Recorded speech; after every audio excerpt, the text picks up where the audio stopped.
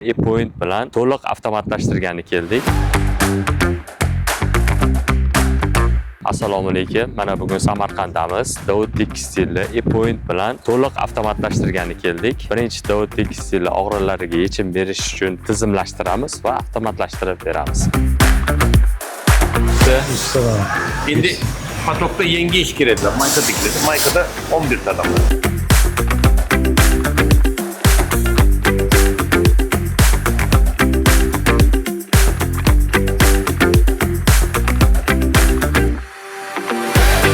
Ben mesela 3 ay içerisinde en az 500 adam kabul kıldım.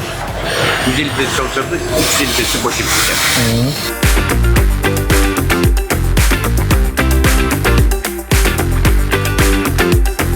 Agarda kimga avtomatlashtirish va tizimlashtirish kerak bo'lsa, plus belgisini qoldiring va sizga aloqaga chiqamiz.